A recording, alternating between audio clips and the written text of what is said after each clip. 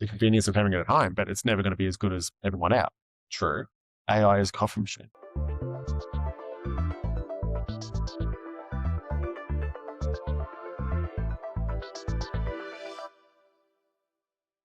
This All is right. PMID, Pinch Me, I'm Dreaming, and I'm joined today by Chris Wheatley. Hello, everyone. Chris needs no introductions to certain subsets of this audience, but I'm going to introduce him anyway. He is the founder and principal of Scope Accounting. Yep. Call yourself a principal? I am very uncomfortable with names and titles, but principal makes sense, founder makes sense. Let's go with it, because none of us are partners. No, because you're the boss. Yeah, we're not partners. We're not practicing. We're just, yeah. What about like dictator or, fearless leader or something like that? Be fine. You can't call me the orange leader because that's taken by someone else at the moment. So, because I'm a redhead, everyone, if you didn't know. Yes, I think everybody who knows you knows that, but Chris is a redhead. Speaking of redheads, Ed Sheeran, did you go? He was playing here just a couple of days ago. Ed Sheeran has undone all of the good work that Prince Harry has done over the last 20 years for my type. Okay.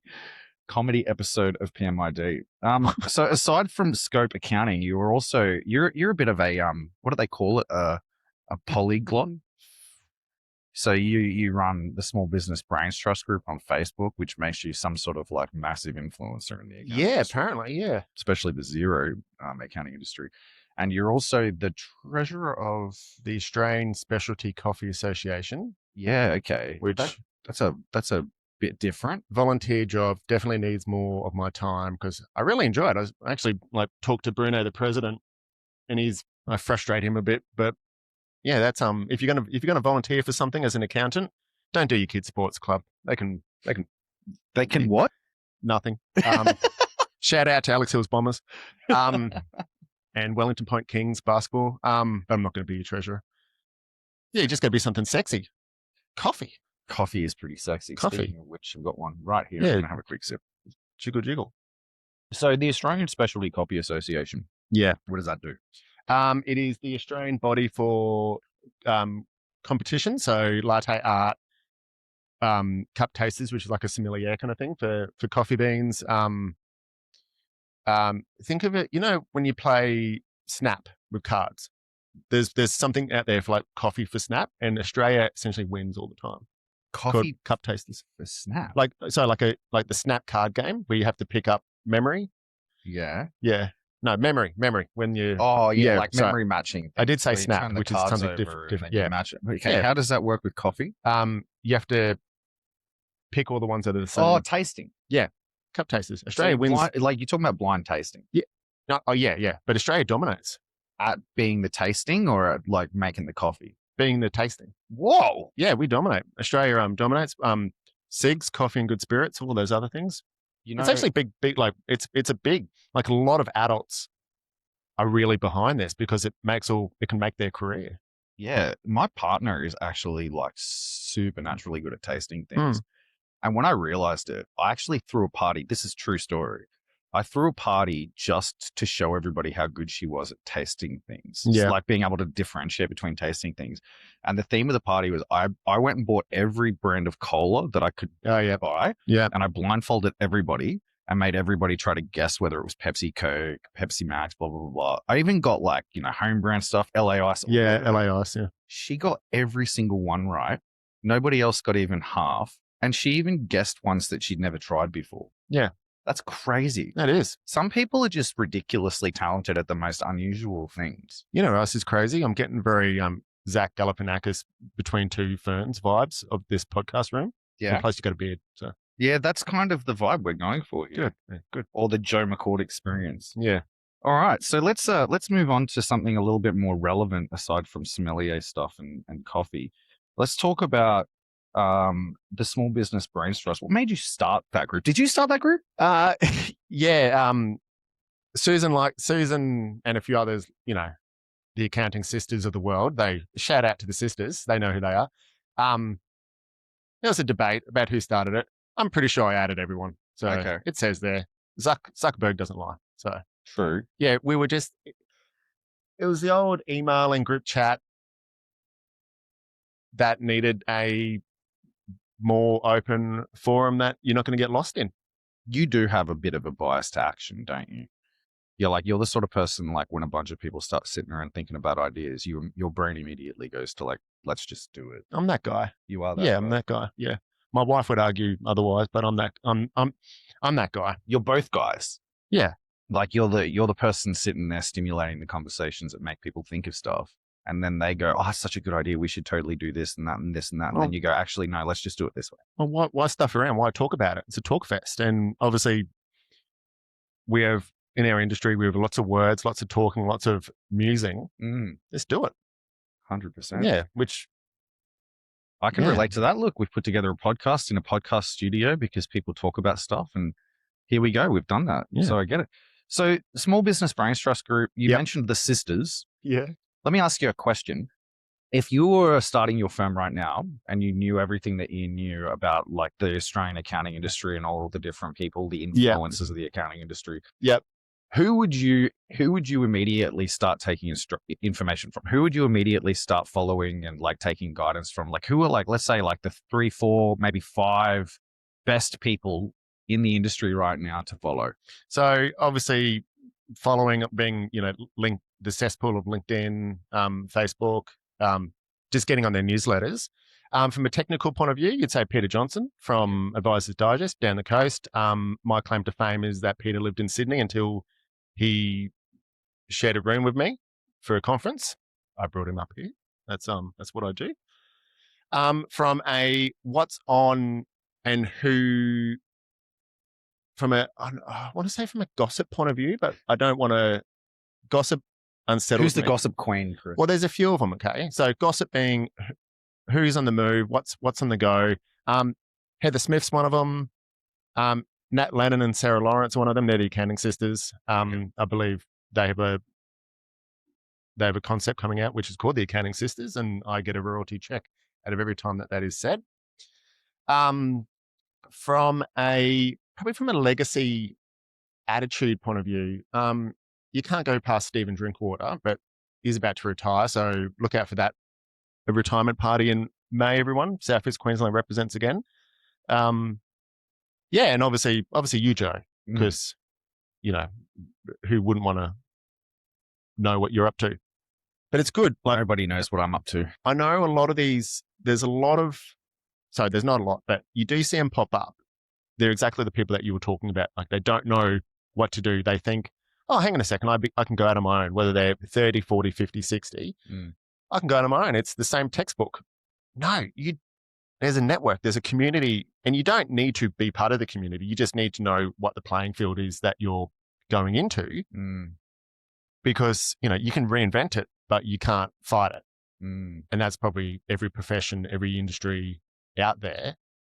You're not a disruptor.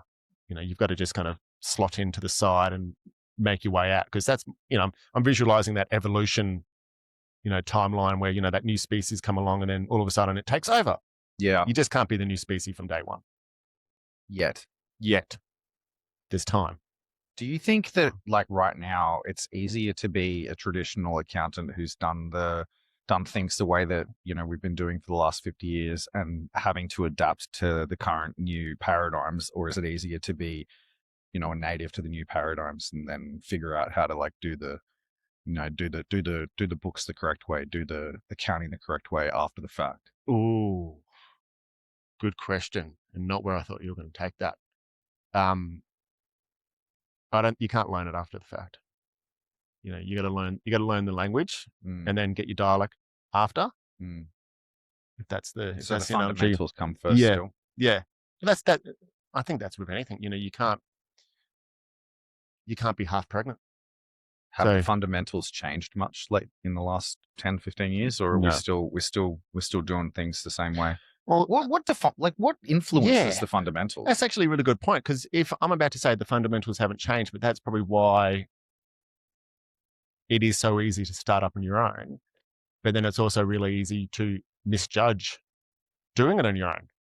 Whether it's the tech founder or, the accountant, bookkeeper, lawyer, whatever, in the extended world, even throw real estate agent and mortgage brokers in there.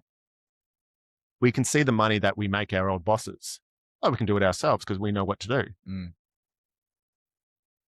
And that's exactly what you just said, Joe, about, knowing the fundamentals. Mm. Are they just running at the same time with each other? And, you just have to instinctively have one going, and you got to be conscious of one and unconscious of the other. I think that there's a difference between the fundamentals in terms of like practical understanding of how to run the business that you're talking about, and then like having I guess the chops, the right like makeup, the right like mentality and mindset to actually be able to run a business. Yeah. The latter is, I think, what separates a lot of like people who are practically skilled in whatever craft that they're skilled in. Yeah. What I was asking, I suppose, is like in terms of specifically accounting and the fundamentals of accounting, you're talking about like what understanding of like taxation. I'd say the fundamental would be knowing how to read a balance sheet. Knowing how to read a balance sheet. And that's going back to what we were talking about before. Accounting was the only thing I got an A in high school. Yeah. Next was a B for film and TV, which I did 2 electives on with a whole heap of, people that probably still haven't paid back their HEX debt from 2001. Yeah. But yeah, I found a internal note for myself, one of those just scribbles, make sure that, things to go into with clients when you're having a bit of an advisory conversation. God forbid I use the A word. Teach them how to read their balance sheet. Mm.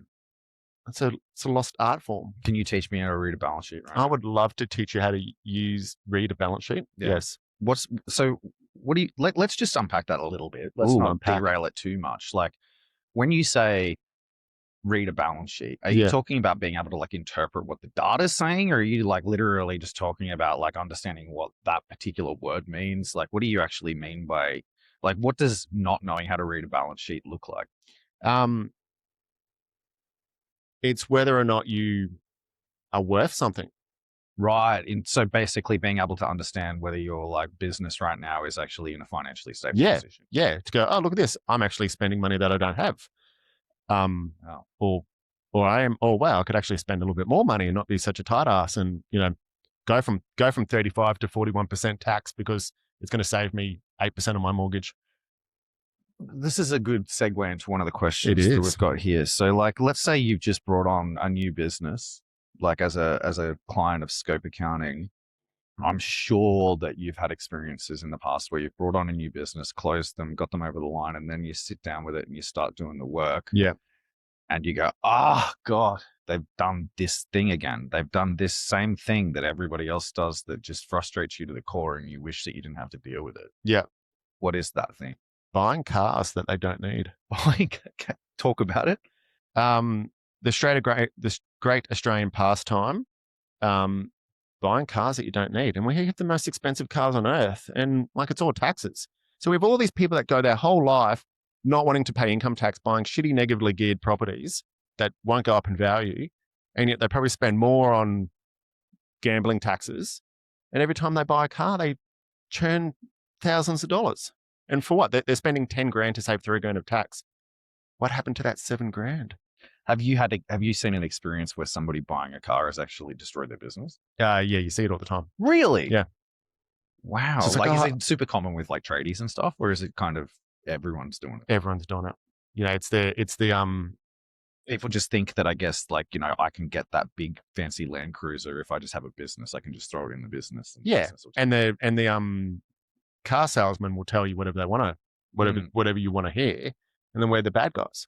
Mm. Even any kind of FBT concessions around EVs are all, just so when you take false economy. So when you take over a new business and you start doing their books for a new business, doing the accounting for a new business, when you see business owns cars, that's what gives you dread. When they own cars when they don't need a car. Yeah, okay. And you see stuff that is obviously the old accountant was being ignorant of. Right. Can you talk about that? Can you give me some examples of that? Just fringe benefit tax awareness. Right. Yeah. We had one that I won't go into much detail, but every time we scratched the surface on this new client, it was something else. It was all related to a $150,000 Dodge Ram. Scratch the surface. Oh, look, here's another thing. So we actually have to, ask the ATO for forgiveness on one of their entities, and it will just open up a massive can of worms. How do you ask the ATO for forgiveness? There are a few things that you can ask. You can treat them like the Catholic Church. You can go back there and go, "Hey, here are my sins." Really? Decline, voluntary disclosure. Yeah, and you just hope that because it saves them resources of chasing you. Yeah. And it probably counts as on their box tick quota for audits for the year. Yeah. So like, oh, if someone's come to me, I don't have to go to them. And if they do the work of don't hurt me. Is that a magical superpower only accountants possess? No, I think lawyers I think, get more of a direct. Right. So that's why you probably want to handball it off to the lawyers to do and pay them to do it so that it's done right and it gets to the person that it's needed to, as opposed to us just going through a process of overpaid public servants who don't really understand what they're doing and have had less training than ICE agents. So. Okay. Sorry.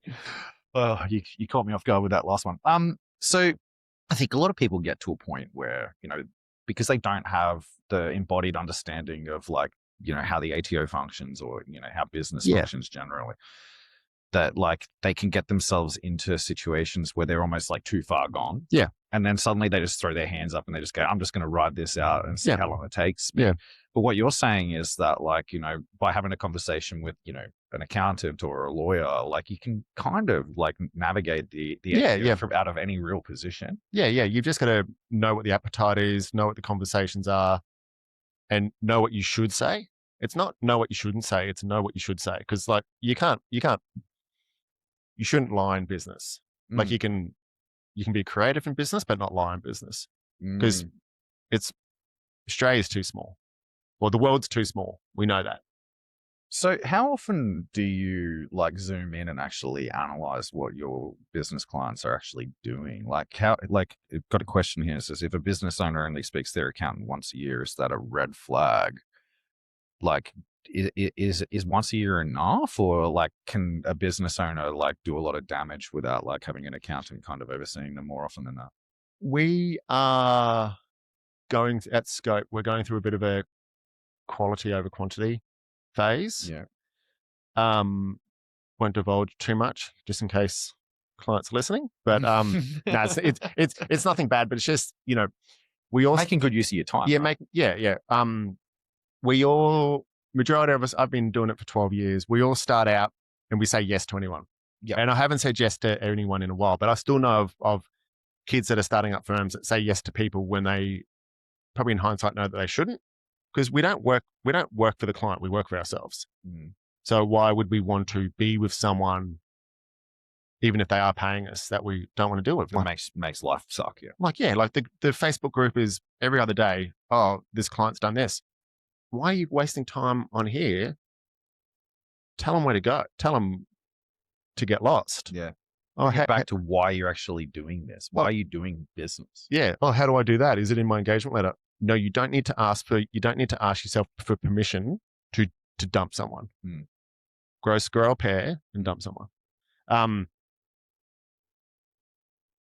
The question was, edit that. How often? No, that's totally fine. Yeah. The question was, how often should a business owner be actually how often should an accountant be checking on the status of the businesses that they're advising?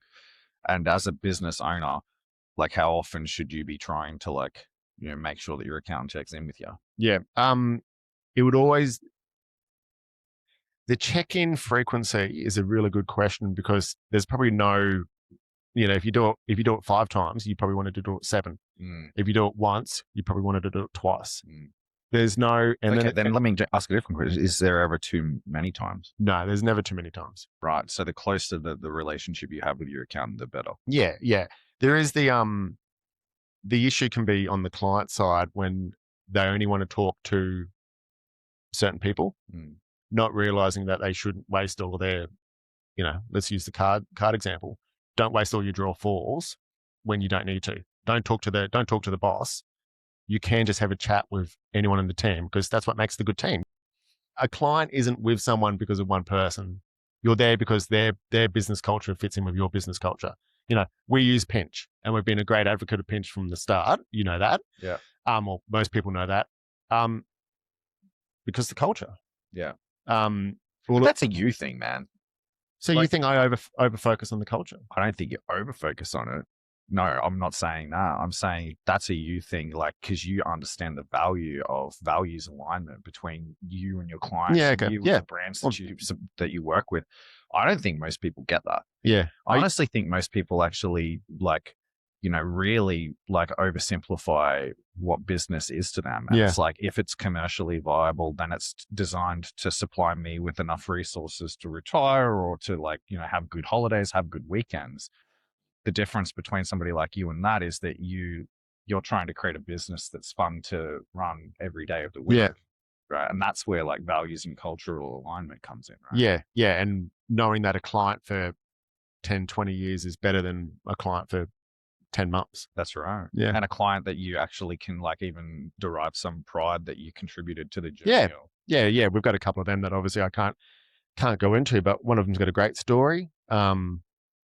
Is there a client secrecy thing in the accounting industry where you can't even talk about your favorite clients on a podcast? I don't know.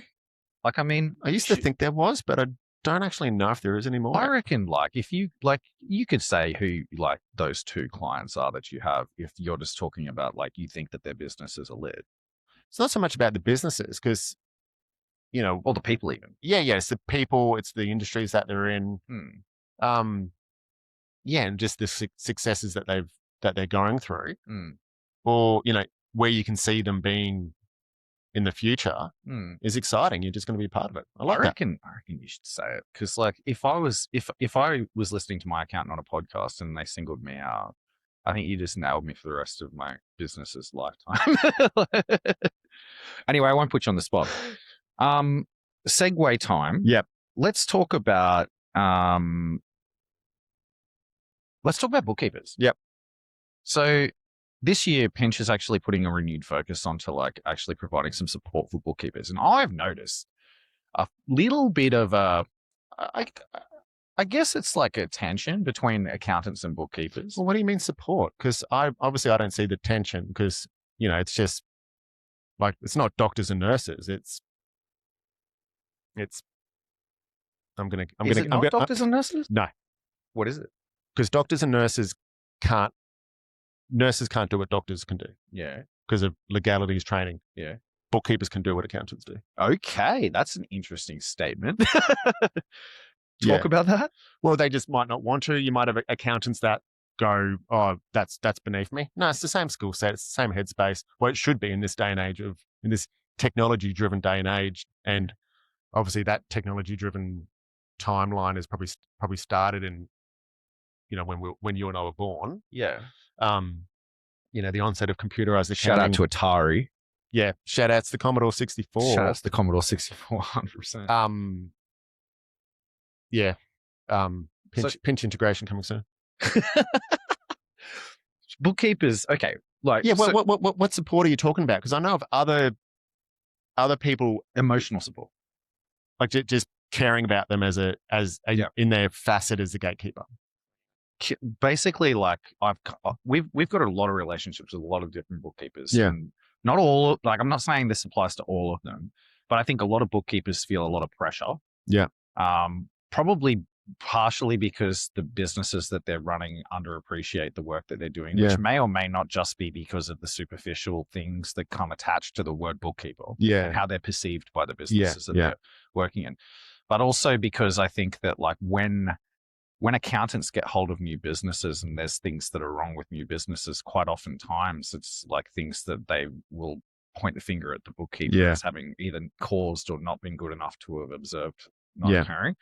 And I feel like that those two tiny little thorns actually create a lot of pain for bookkeepers at large in terms of it's kind of creating a bit of a cycle where the bookkeeping industry and bookkeepers in general. And I had a conversation with Kelly, who runs a company called Bookkeeper Support, on this topic. Shout outs, Kelly. Okay, Kelly, you should be on that list. Kelly's doing an episode, Kelly's. We're going to put Kelly on the podcast soon, but essentially, Kelly's trying desperately to improve the the quality of the delivery of bookkeepers, and she's got a whole training business around that, because she acknowledges that there are certainly a lot of bookkeepers out there that aren't well trained. And she also acknowledges that there's a lot of people out there that are doing bookkeeping work that aren't even trained at all. Yeah, they just fell into it.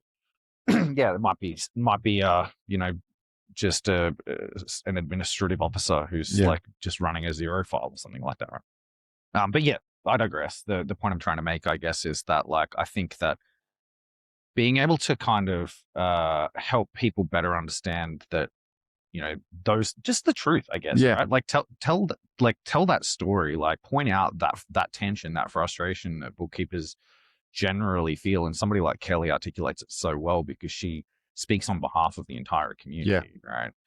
And like, imagine if you're just a bookkeeper for like a tradie in like Foster Curry or something like that. Like you can only really speak in the context of your own experience. You can't speak in the context of bookkeepers in general, but somebody like you could. Yeah. I wanted to say it's a fine line, but it's a blurred line. So it's the opposite of a fine line is a thick line, but it's a blurred line between when someone in that position should just be an employee with employee type responsibilities, employee type care factors, versus they're the contract gun for hire with the required skill set. And it's the fuzzy line. Like, you take it home. The business owner blames you for not having any money in the account when you're not in control of the money that's being spent. You're just the historical caretaker. So, should there be a large chunk that are employees for medium-sized businesses? And, I've seen that as well with my clients. They have gone towards having that internal accountant, called management accountants, versus having the external person. Because, and we don't want to do that work anyway. That's a really interesting thing to say. Yeah. We don't want to do that work anyway. Well, we don't want to do that work. Like, it's too much, right? Yeah. We have a job in XPM that's called bookkeeping. Every year I go, why is that still there? I don't want to give the clients the impression that Scope Accounting does any bookkeeping. We don't.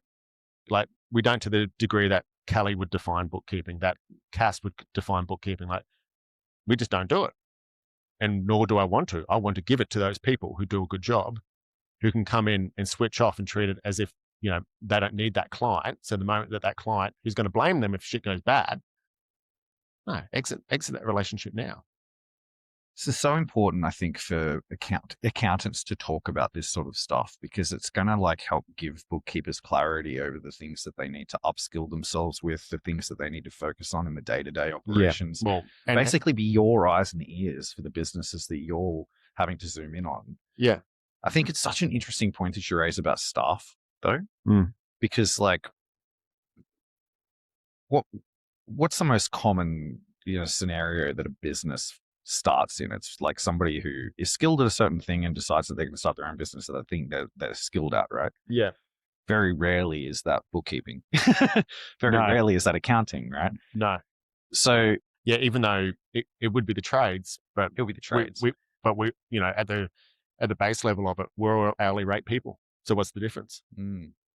So I guess what you're trying to say is, like, when somebody's starting a business, there should be like at least a certain level of skill that they need to develop themselves as a business owner, if they're not willing to make a hire almost on day one.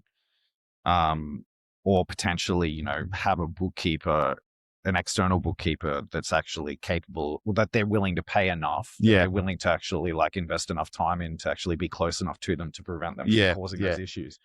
Related to that is when we get an email from a new client that says, "Oh, what are your hourly rates?"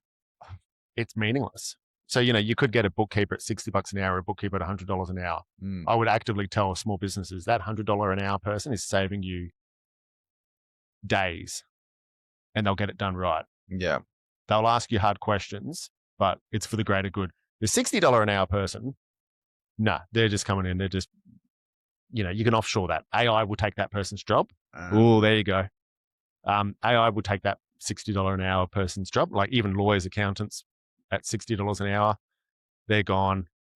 'Cause anyone can do that. Yeah. If you can teach it, Skynet's already learned it. Interpretation. Yeah.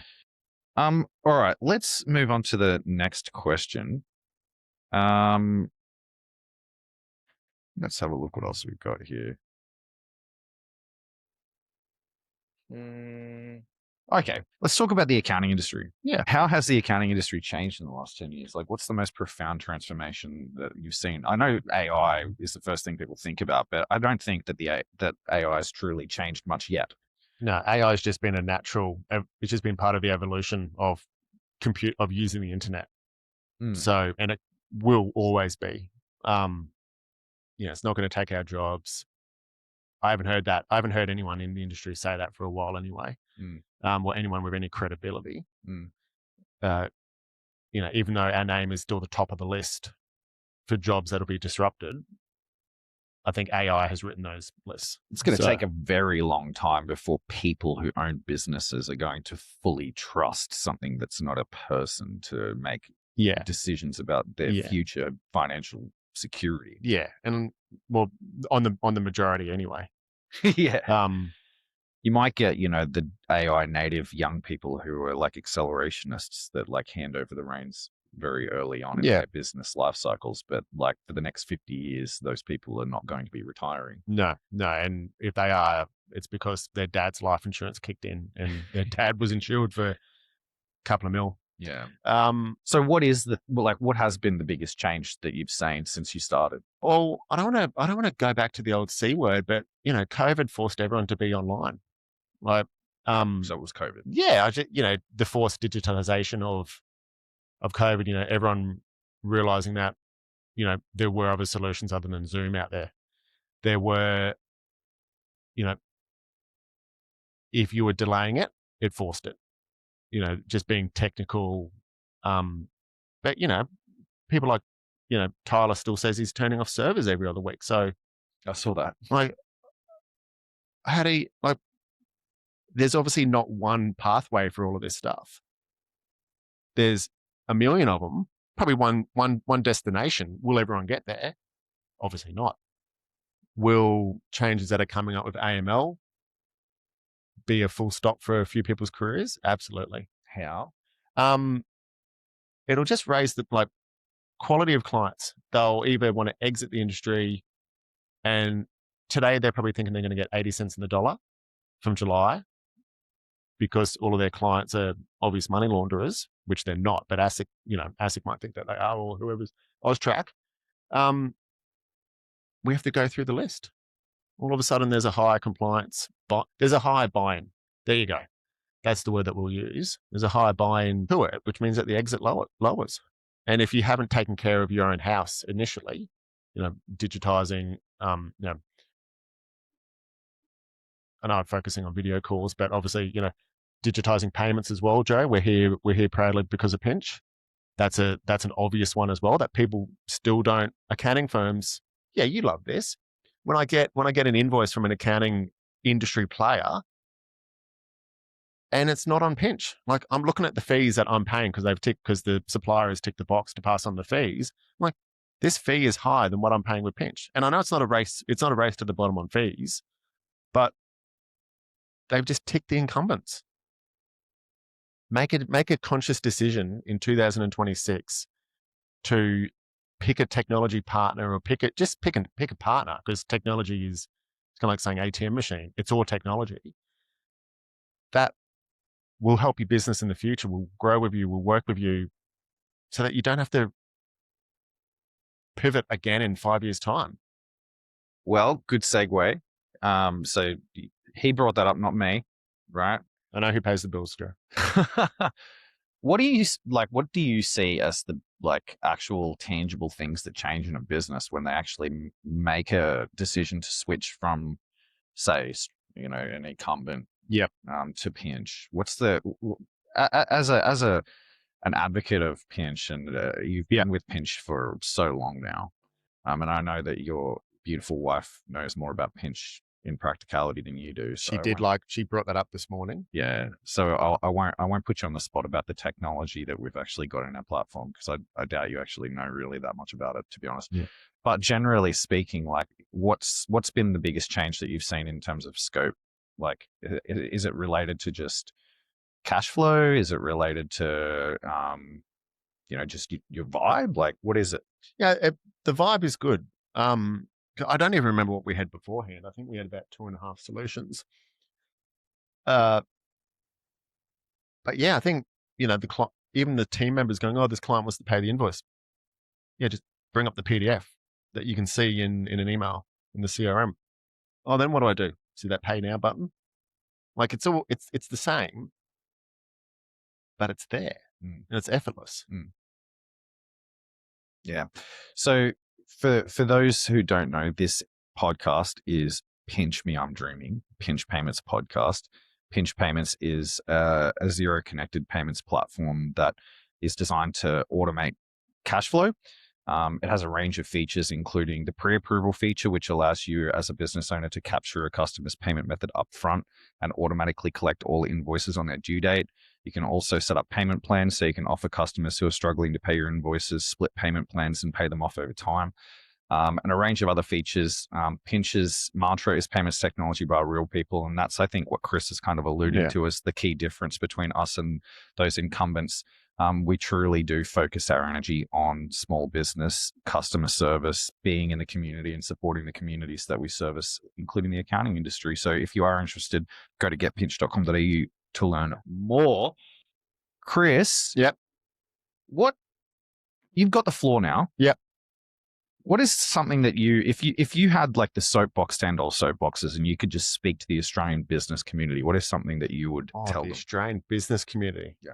Like when I'm the chairman of Industry Australia. Mate, you've got the exact same vision in my head right now. We're talking about like standing in front of like a billion people in the middle of some gigantic town hall and they're all business owners. Yeah. What are you going to say? Like a Lord of the Rings kind of thing. Exactly. Yeah, that's what we're visualizing. Yep. Cool. The pessimist, the seldom seen pessimist, Chris Wheatley. If it doesn't feel right, don't do it. Yeah. Trust your instincts. Trust your instincts. But, to quote, but then the optimistic in me, which is kind of paraphrasing a Simpsons quote, if it feels good, do it. So trust your instincts. Yeah. Are you a spiritual man, Chris? I wouldn't have thought so, but I feel like there's a religion to be started right here, right now. Oh dear. Yeah. You've asked the wrong guy. Yeah. Everybody who knows me knows I'm all about that life. That life. Founding some sort of new thought, culture. I won't call it a religion. I'll pull up short. Yeah. Like some sort of like Joeism. Yeah. Or something like that. Joeism makes sense. Yeah. Like it kind just of rolls off the tongue. So when you say, if it feels good, do it. If it doesn't feel like, are you talking about, just basically, I mean, surely there's more to it than just trusting your instincts. There's probably a hell of a lot of people out there that probably have businesses for the wrong reasons. Like there might be the right reasons for them, but why else do we take on all of this stress? Why else do we take on the responsibility for other people's well-being? Employees, suppliers, customers. If we're not enjoying it ourselves, what the hell are we doing? Like you will, I'm talking absolutes. If you fall over, and odds are that you will, that chain reaction, shout out to John Farnham, will just keep on going. And like I know we'll be fine. Australia's a very diversified economy. We, nothing should bring us down in all seriousness. That's another John Farnham quote, isn't it? I feel like that's a lyric. Did you just look at someone in their 20s about John Farnham? I actually just looked at the camera. I was doing the Zach Galifianakis thing. Yeah. Looking at the camera. Yeah. Like obviously from a greater economy point of view, we will always be okay, I feel. But if your small business falters and then that person loses their job, that's the community. Well, there you go. It always comes back to the community. Like if you can't be the leader of your own community, don't be the leader of your own community. So what you're trying to say is you're the voice, try and understand it. Oh, I don't know what the next lines are, but yeah. Make something and make it clear. I want to say something about pressure down. Whoa. Yeah. pressure down. Well, that's another song. Oh Yeah. my God. This Yeah. has been fantastic. All right. Scope accounting. Yep. Capalaba. Yep. Redlands, Brisbane. on the way to Stradbroke Island. Beautiful place. Beautiful place.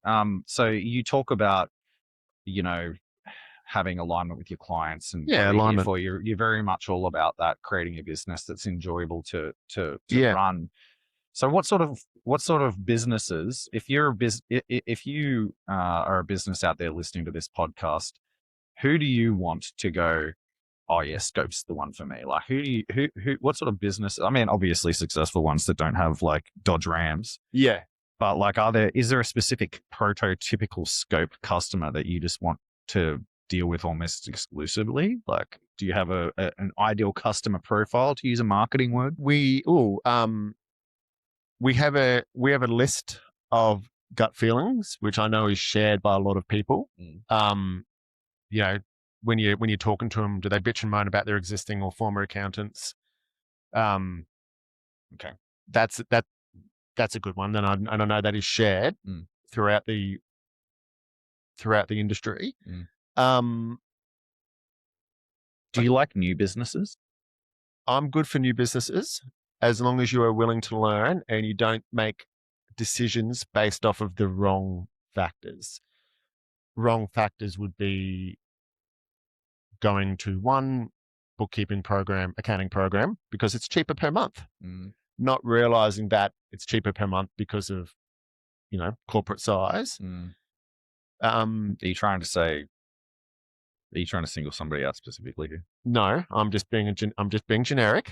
Do you still love Xero? Oh no, Xero's okay. Xero's the good one because, you make the small business, the new business, not small business, the new business makes a decision because the monthly price is cheaper than others, not realizing that it'll take you twice as long as a business owner. And guess what's more expensive? $50 or $100, or you spending your whole Friday like it's the Greek fruit shop with invoices everywhere all over the desk at 11 o'clock at night at home. I'm going to guess you have no Greek fruit shops as clients at Scope. No, my Greek heritage is long watered down, Joe. So no, I do not have any Greek fruit shops. You are the accountant who actually knows how to use Xero. Yes. That's what it says on LinkedIn. And it said that for a very long time. Yeah, that's up there next to my wedding photo from 18 years ago where I'm crying like a baby. That's my LinkedIn profile. Why? Because I wanted to be ironic. No, I mean, why? Like, what do you mean by the Xero accountant who knows how to use Xero? Well, the Platinum Xero partner that actually knows how to use Xero. Yeah. What do you mean by that? Well, there's how do I say this without getting into trouble? Are you trying to say everybody else doesn't know how to use Xero? I'm saying back in the early days when I got my little. You spent time figuring it out. Yeah, when I got my little plaque, I remember my first Xero partner manager. I probably was given to someone who. And when's this? This is 2014. So I was probably given to someone who was just going to look after like the one and like they've got 5 subscriptions, which is fine. That was the early days. They probably didn't know how to know where everyone lied. After about 6 months, I got very much moved up the food chain. Yeah. But you became a big wheel down at the Xero Cracker factory. Yeah. Is that our third Simpsons reference? Probably. Cool. Love it. But I love when people celebrate the mini wins of getting their bronze, gold, silver status. Like I love that. But a few people who celebrated being platinum early days, and it's kind of irrelevant now, to be honest with you, because platinum just means you have a lot of numbers. So you got all the second tiers and the aggregators at that level. But you just knew the second tiers or aggregators, like I said before, 5+ years ago, had no idea what they were doing. The 25-year-old sat everything, all of the internal, measurements. It's kind of like one of the big 4 getting AI to pass their AI exam. So I'm proudly, I should change it. No, I love it. It gives a bit of authenticity, doesn't it? Mm. Authenticity and cynicism. But Mm. yeah, what do I mean by it, Joe? Obviously, we can pick and choose some words here for the recording. Yeah, Let's move on. yeah. I don't know, Joe. You don't know. No, That's totally fine. I just liked it. That's a fair thing. You know, it just it aligns with your previous statements about, you know, if it feels good, do it, right? Yeah. You just make snap decisions. Yeah, and don't change them. That's right. Just you know, full steam ahead. I think we're coming to the pointy end of this conversation. Let's finish off with something a little bit future. Yeah. It says here, what skills will matter most in 5 to 10 years? Floor is yours. Ooh, what skills? The ability to talk to people. Talking. Yeah. I see it with my kids at school. They can talk. Mm. Other parents often say, oh, I can see where my daughter gets it from, you know, when they meet myself and Leisha. Do you think are you singling that out because you feel like that's a skill that people are losing? Yeah, it's a skill that people are losing. It's a skill that probably parents aren't passing down to their kids, just to use that tribe community vibe again as well. Because of screens. I just think people just aren't interacting. Yeah. Bit of a COVID thing. Oh, it's probably no different to, I'm sure there was probably parents that didn't talk to their Gen X kids in the 60s and 70s. True. Yeah. So it's probably accelerating from the digital babysitter, but I don't want to blame the digital babysitter, obviously. So no, ChatGPT is pretty good at that. Yeah. My partner was showing me a conversation my 8-year-old had with ChatGPT last night, and I was like, man, ChatGPT is doing a better job than me. Yeah. So it's not exactly, you can't blame the technology because someone's always there to a degree. Yeah, the ability communication, talking. Yeah. Got another one? 5's too many. Let's just go until you run out of things. The ability to be present. Okay. So which mindfulness. Which obviously gets into that side of things. But you know, eye contact, comfortability, which again is obviously obviously from a DISC profile is high I and high S, I think. You're an exponent of personality profiling. I like them. I'm going to do them throughout the team just so there's a little bit more of a self-identification awareness. And then I actually want to, you know, find a good resource out there and suggest clients do it as well, which goes back to the, you know, if you like it, so know what your strengths are. Oh, look at this. I actually don't like talking to people. Maybe I should take a job that doesn't require me to do that. Yeah. Or, you know, or not run a business. Or I'm not in a sales position. I should actually hire a salesperson. Or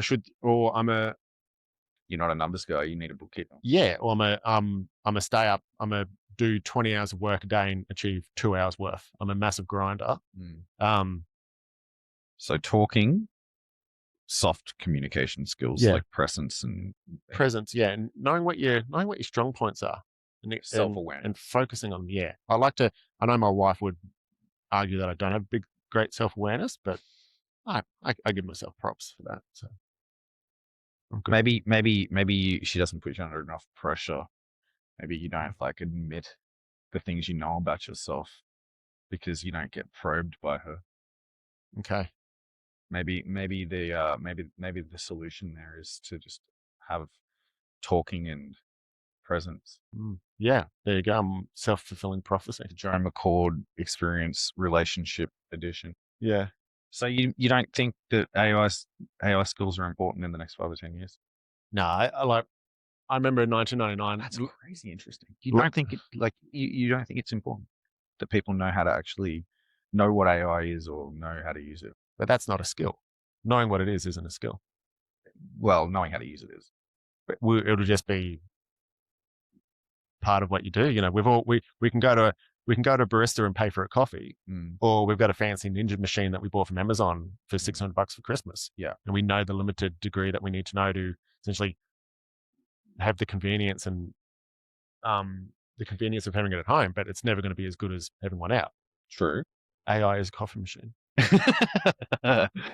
Do you think that like understanding or at least developing some do you think it's important for a business owner to actually have technical literacy like, or do you think it's not that big of a deal as long as you are good enough communicator to be able to actually tap people who can do that role for you? Is it more like from a tech point of view? Is it more important than knowing? So, or this is this the rhetorical question? It's an interesting question, Is isn't it? it Is it more important to be a good enough communicator and relationship exponent to be able to actually find people who can do the role for you? Yeah. Or is technology one of those things that's become so all pervasive that it's like non-negotiable for you yourself to have to master it? How many people in a white collar office environment still wouldn't know how to connect a printer? I mean, a lot of people under the age of 35 and a lot of people over the age of 55. I think printer skills are very specifically just like this is about 10, 20 years worth of people who know how to do it. Is native AI comfortability the modern day printer? Watch this space. I feel like we can leave it there. That's a really good ending. Chris, it's been a pleasure. Thanks, man. Thanks for coming in and being on episode 2 of PMID. Oh, that was very, very between two ferns there. Join us next time and go back and listen to the previous episode if you haven't yet. Follow us on YouTube. We'll be on Spotify, Apple Podcasts, Amazon. We're on LinkedIn. We post up a storm on LinkedIn. Give us a like on there. Follow on there. Chris Wheatley. If you're an accountant, Small Business Brains Trust Australia. Yes. If you type Small Business Brains Trust into the Facebook search, if you type Small Business Brains Trust into the Facebook search bar, you will be able to join a group on Facebook that has about 3,000 or 4,000 members. 8,000 members. Sorry, as of this morning. And it is a very good group. There is lots and lots of incredibly insightful conversations going there all the time, and every time somebody brings up anything to do with collecting payments online, everybody says use Pinch. That's because Pinch is awesome. Just like Chris. Yep. PMID. Thanks for joining us. We'll see you next time. Goodbye. Thank you very much.